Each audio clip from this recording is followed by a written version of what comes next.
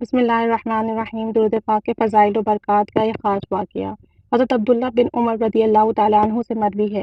حضرت آدم علیہ السلام عرش کے وسیع میدان میں ٹھہرے ہوں گے، یعنی قیامت کے روز وہ عرش کے وسیع میدان میں ہوں گے۔ آپ پر دو سبز رنگ کے کپڑے ہوں گے، گویا ایک طویل کھجور کی مانند اپنی اولاد میں سے ہر ایک شخص کو دیکھ رہے ہوں گے جو جنت میں جا رہا ہوگا۔ اسی اثنا میں حضرت آدم علیہ السلام حضرت محمد مصطفیٰ صلی اللہ علیہ وسلم کے ایک امتی کو دوزخ میں جاتا ہوا دیکھ لیں گے۔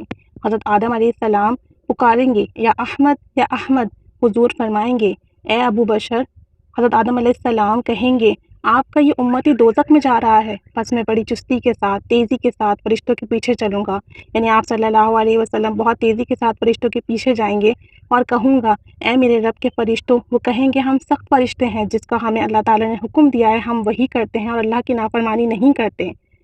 جس کا ہمیں حکم ملا ہے ہم بس وہی کام کریں گے، فرشتے ہی کہیں گے۔ تو نبی کریم صلی اللہ علیہ وآلہ وسلم مایوس ہوں گے اور اپنی داڑھی مبارک کو بائیں ہاتھ سے پکڑیں گے اور عرش کی طرف ہاتھ سے اشارہ کرتے ہوئے کہیں گے، اے میرے پروردگار، کیا تو نے مجھ سے نہ کہا تھا؟ یعنی آپ صلی اللہ علیہ وسلم اللہ عز و جل سے کلام کریں گے اور اللہ عز و جل سے کہیں گے، کیا تو نے مجھ سے وعدہ نہیں فرمایا تھا کہ تو مجھے اپنی امت کے بارے میں رسوا نہ کرے گا؟ عرش سے ندا آئے گی، اے فرشتوں، محمد صلی اللہ علیہ وآلہ وسلم کی اطاعت کرو اور ان کو لوٹا دو، یعنی ان کا امتی ان کو لوٹا دو۔ پھر میں اپنی گود سے سفید کاغذ انگلی کے پوروں کی مانند نکالوں گا اور اس سے دائیں میزان کے پلڑے میں ڈال دوں گا، یعنی میزان کے دائیں پلڑے میں رکھ دوں گا، اور میں کہوں گا بسم اللہ۔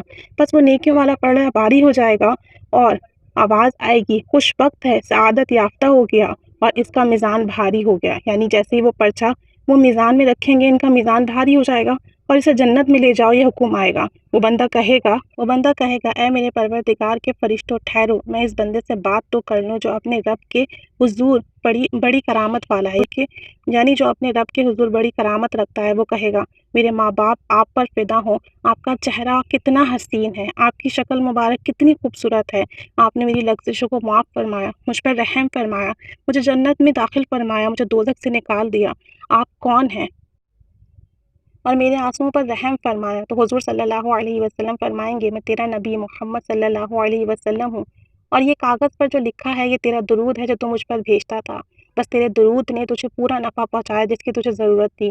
القول البدیع صفحہ نمبر 223۔ اللہ تعالیٰ ہمیں بھی خوب درود و سلام پڑھنے کی توفیق عطا فرمائے اور دنیا اور آخرت میں خوب اس کا نفع عطا فرمائے۔ اللہ تعالیٰ ہمیں ہر شر سے امان عطا فرمائے۔ درود پاک کی بڑی برکتیں ہیں، اللہ تعالیٰ نبی کریم صلی اللہ علیہ وسلم کی خصوصی شفاعت نصیب فرمائے اور اس دن رسوا ہونے سے بچائے۔